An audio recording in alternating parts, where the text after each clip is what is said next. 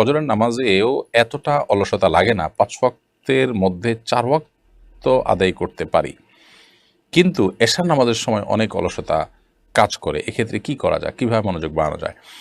আমরা একই বাড়িতে হিন্দু মুসলিম একসাথে বসবাস করি। আমি কি হিন্দুদের বাড়ি যেতে পারবো তাদের ধর্মীয় কাজ ছাড়া অন্য কোনো কাজে সাহায্য করতে পারবো কিনা?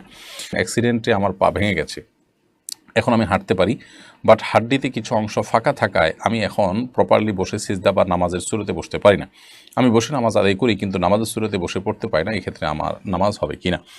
রসুল্লাহ সাল্লাহ সাল্লাম আল্লাহর প্রিয় রাসূল, তার দাড়ি মোবারক কতটুকু লম্বা ছিল? ফরজ গোসল পুকুরে করা যাবে কিনা?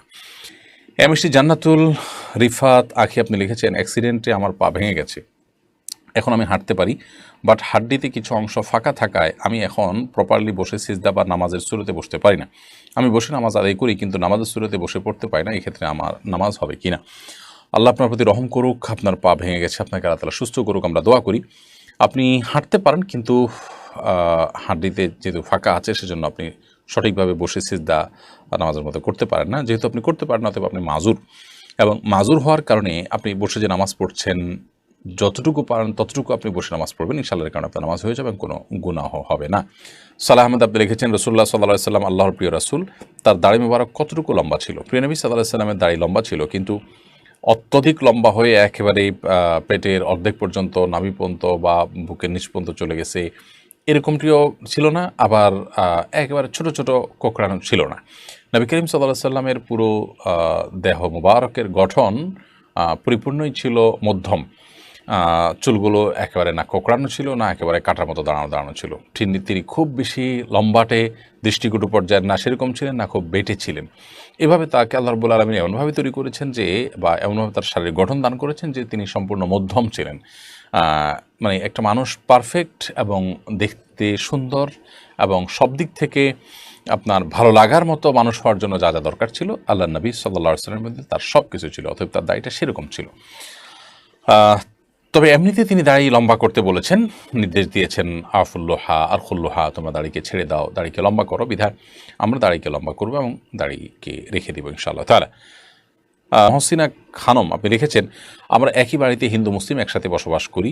আমি কি হিন্দুদের বাড়ি যেতে পারবো তাদের ধর্মীয় কাজ ছাড়া অন্য কোনো কাজে সাহায্য করতে পারবো কিনা? দেখুন, একই বাড়িতে ভিন্ন ভিন্ন ফ্ল্যাটে যদি আপনারা বসবাস করেন, সেক্ষেত্রে আপনি তাদের বাড়িতে বা তাদের ঘরে, তাদের ফ্ল্যাটে প্রয়োজন হলে যেতে পারেন, কোনো অসুবিধা নেই। ধর্মীয় কাজ ছাড়া অন্য কোনো কাজে তাদেরকে আপনি অবশ্যই সাহায্য করতে পারেন প্রতিবেশী হিসাবে। এতে বরং আপনার ইসলামের সৌন্দর্য তার কাছে প্রকাশিত হবে এবং দাওয়াতের উদ্দেশ্য আপনার থাকলে সেটি বরং আরও ভালো হবে, কোনো অসুবিধা নেই। মাহিয়া মেঘলা ইয়াডি থেকে আপনি লিখেছেন, ফজরের নামাজেও এতটা অলসতা লাগে না, ৫ ওয়াক্তের মধ্যে ৪ ওয়াক্ত আদায় করতে পারি, কিন্তু এশার নামাজের সময় অনেক অলসতা কাজ করে। এক্ষেত্রে কি করা যায়, কিভাবে মনোযোগ বাড়ানো যায়?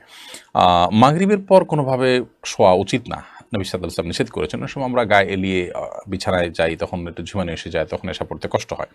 তো এই জন্য মাগরিবের পর নবী সাল্লাল্লাহু আলাইহি ওয়াসাল্লাম এশার আগে শোয়াটাকে অপছন্দ করতেন। আর এর বাইরে আপনার যদি এমন হয় যে খুব বেশি বিলম্ব করলে আপনার অসুবিধা হয়, তাহলে আপনি ওয়াক্ত হওয়ার পরপরই নামাজ পড়ে ফেললেন। মাগরিব টু এশা তো খুব বেশি সময় না। প্রয়োজনে এই সময়ে আপনি যদি বসে থাকলে আপনার ঝিমুনি আসে, তাহলে সেটা আপনি হাঁটাহাঁটি করেন, অন্য কোনো কাজে ব্যস্ত হয়ে পড়েন, যাতে করে আপনার অলসতা বা ঝিমুনির কোনো ভাব না আসে। আর যদি নামাজে অমনোযোগের কথা বলেন, তাহলে সেক্ষেত্রে নামাজে অমনোযোগিতা দূরের জন্য এশার নামাজের যে ফজিলত এবং মর্যাদা আছে সেটি আপনি একটু অনুধাবন করার চেষ্টা করুন। নবী সাল্লাল্লাহু আলাইহি ওয়াসাল্লাম বলেছেন, এশার নামাজ যদি কেউ আদায় করেন তাহলে সে ব্যক্তি, বিশেষ করে পুরুষরা যখন জামাতের সাথে আদায় করবে, মা বোনরা যার যার জায়গায় আদায় করবে, আল্লাহ রাব্বুল তাকে অর্ধরাত জেগে ইবাদতের সওয়াব দান করবেন। এটা অনেক বড় ফজিলতপূর্ণ একটি বিষয়। সে বিষয়টা মাথায় রেখে আপনি আদায় করবেন, ইনশাআল্লাহ আল্লাহ তাআলা আপনার অলসতা দূর করবেন। সেই সাথে আল্লাহ তাআলার কাছে খাস করে বিশেষভাবে এটার জন্য দোয়াও করতে থাকবেন। মাহবুব রহমান লিখেছেন, ফরজ গোসল পুকুরে করা যাবে কিনা? ফরজ গোসল পুকুরে করা যাবে, কোনো অসুবিধা নেই। পুকুর সাধারণত বড় হয়ে থাকে আমাদের দেশে। একেবারে ছোট গড় যদি হয় যে 10 হাত করে চারদিকে 40 হাতেরও কম হয়, তাহলে সেক্ষেত্রে সেটা ভিন্ন। কিন্তু এর বাইরে বড় যদি হয় তাহলে সেক্ষেত্রে বড় বলতে মানে চারপাশে 40 হাতের বেশি এরকম পুকুর বাংলাদেশে প্রায় অলমোস্ট সব পুকুরগুলোই। তো এই সমস্ত পুকুরে গোসল করাতে কোনো অসুবিধা নেই, ফরজ গোসল। সেখানে যদি আপনার নাপাক লেগেও যায় তাতে সব পানি নাপাক হয়ে যাবে না, কারণ পানি যখন অনেক বেশি থাকে সেখানে সামান্য নাপাক লাগলে সব পানি নাপাক হয়ে যায় না। হ্যাঁ, নাপাকটা যদি কোথাও দৃশ্যমান থাকে তাহলে ওই দৃশ্যমান যেখানে তার আশপাশের পানিগুলো শুধুমাত্র নাপাক থাকবে, এবং সেটা যদি আস্তে আস্তে পরিবর্তিত হয়ে যায় আর দৃশ্যমান না থাকে তাহলে তার কোনো কথাই নেই। অতএব ফরজ গোসল পুকুরে করতে কোনো সমস্যা নেই। আব্দুর রব লিখেছেন, একদিকে ফিলিস্তিনে মুসলিম নিধন করা হচ্ছে, অন্যদিকে একই সময় পবিত্র ভূমি সৌদি আরবে গান ও নৃত্যের আয়োজন করা হচ্ছে। বর্তমানে বৈশ্বিক পরিস্থিতিতে মুসলিমদের অভিভাবক রাষ্ট্র হিসেবে সৌদি আরব থেকে আপনি কী ধরনের ভূমিকা প্রত্যাশা করেন? আপনি যে প্রত্যাশা করেন, অন্যরা যা প্রত্যাশা করেন, আমি সে প্রত্যাশাই করি, কিন্তু দুঃখজনক বাস্তবতা আপনার এবং আমার উভয়ের সামনে পরিষ্কার। আল্লাহ রাব্বুল আলামিন মুসলিম বিশ্বের নেতাদেরকে তাদের দায়িত্বশীল ভূমিকা পালন করার তৌফিক দান করুন, আমাদেরকেও আমাদের দায়িত্বশীল ভূমিকা পালন করার তৌফিক দান করুন। আমরা যদি ইমানদার হতাম তাহলে আমাদের রাষ্ট্রপ্রধানরা, রাষ্ট্রনায়করা, আমাদের সরকার প্রধানরা, তাহলে তারা আরও জোরালো ভূমিকা রাখতেন এই ইস্যুতে। আমাদেরও ইমানের দুর্বলতার কারণে এই অবস্থা তাদের মধ্যেও বিরাজ করছে, কারণ তারা আমাদেরই একজন।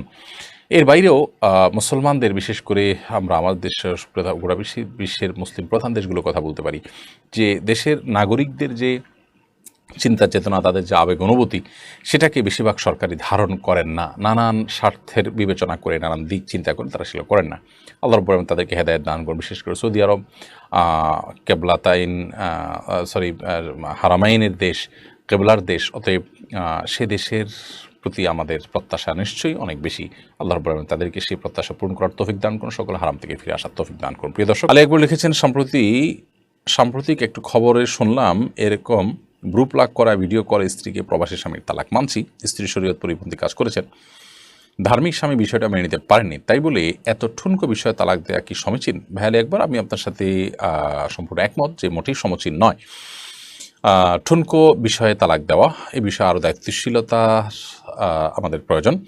আমাদের সমাজে অনেক মানুষ আছে যে মানুষগুলো এই ঠুনকো অজুহাতে স্ত্রীকে তালাক দেন। স্ত্রী যদি এমন কোনো কাজ করেন যেটা শরীয়ত গ্রাহ্য না, তাহলেও তাকে সংশোধন হওয়ার সুযোগ দেওয়া উচিত, সময় দেওয়া উচিত। বিশেষ করে বাহিরে বসে এরকম দেখেই তালাক দিয়ে দেওয়া সন্দেহাতীতভাবে সেটা প্রশংসনীয় কোনো কাজ নয়। হ্যাঁ, স্ত্রী যদি তাকে সংশোধন কোনোভাবে করা না যায়, সংশোধনের আশা একেবারে শেষ হয়ে যায়, তিনি দিন পালন করে অনাগ্রহ তার চরমে পৌঁছে যায়, অনেক কিছুর পর সেখানে তালাকের প্রশ্ন আসতে পারে, কিন্তু ঠুনকো বিষয়ে তালাক কোনো অবস্থাতে গ্রহণযোগ্য নয়। আবগাদুল মুবাহ ইলাল্লাহি আত-তালাক, আল্লাহর কাছে সবচেয়ে অপছন্দনীয় বৈধ কাজ, যে বৈধ কাজটা আল্লাহ রাব্বুল আলামিন বৈধ রেখেছেন মানুষের প্রয়োজনে, কিন্তু সেটা আসলে বেসিক্যালি কোনো পছন্দনীয় কাজ আল্লাহ তাআলার কাছে না, সেই জিনিসটা হলো এই তালাক। বিধায় এ বিষয়ে আমাদের আরও দায়িত্বশীল আচরণ করা উচিত। সরওয়ার আলম লিখেছেন, ছেলের সন্তানের নাম কি হাবিবুল্লাহ রাখা যাবে? রাখা যেতে পারে। হাবিবুল্লাহ মানে আল্লাহর বন্ধু, রাখা যেতে পারে এই নাম। এরপরে আমান আপনি লিখেছেন, 4 দিন আগে আমার বাবা পৃথিবী থেকে আল্লাহর ডাকে সাড়া দিয়ে চলে গেছেন। আমার বাবার জন্য একটু দোয়া করবেন, আল্লাহ যেন আমার বাবাকে জান্নাতুল ফেরদাউস নসিব করেন। ভাই আমান, আল্লাহ তাআলা আপনার বাবার প্রতি রহম করুন, আমরা দোয়া করি। আমার বাবাও দুনিয়া থেকে চলে গেছেন, 1 বছরের বেশি সময় হয়ে গেল। আল্লাহ তাআলা আমাদের যাদের বাবা হারা হয়ে আমরা যারা হতভাগা হয়ে গেছি, আল্লাহ তাআলা আমাদের প্রতি রহম করুন, আমাদের বাবাদেরকে আল্লাহ তাআলা মাফ করে দিন, তাদের ভুল ত্রুটি ক্ষমা করে আল্লাহ তাআলা তাদেরকে জান্নাতবাসী করুন, এবং আমাদের যাদের বাবা বা মা বেঁচে আছেন আমরা তাদের জন্য হক আদায় করতে পারি, তাদের জন্য দায়িত্ব পালন করতে পারি সঠিকভাবে, আল্লাহ আমাদেরকে সেই তৌফিক দান করুন। এরপর জামিল আহমেদ চৌধুরী আপনি লিখেছেন, 200তম পর্বের অনেক অভিনন্দন, আল্লাহ সব আমল কবুল করুন, সবাইকে উত্তম বিনিময় দান করুন। ধন্যবাদ ভাই জামিল আহমেদ আপনার শুভেচ্ছার জন্য, আপনার অভিনন্দন জ্ঞাপনের জন্য। 200তম পর্বে আপনি আমাদের সঙ্গে আছেন, সেজন্য আপনাকে অভিনন্দন। আজকের সমস্ত দর্শকদেরকে স্পেশালি অভিনন্দন যে আমরা আজকে একটা বিশেষ স্মরণীয় পর্বে উপস্থিত আছি, একটা মাইলফলক স্পর্শ করেছি এই পর্বে আপনারা আছেন। আর একেবারে প্রথম পর্ব থেকে যারা আছেন তাদের প্রতি হৃদয়ের গভীর থেকে বিশেষ ভালোবাসা রইল, বিশেষ দোয়া রইল। আল্লাহ তাআলা আমাদেরকে জান্নাতে একত্রিত হওয়ার তৌফিক দান করুন।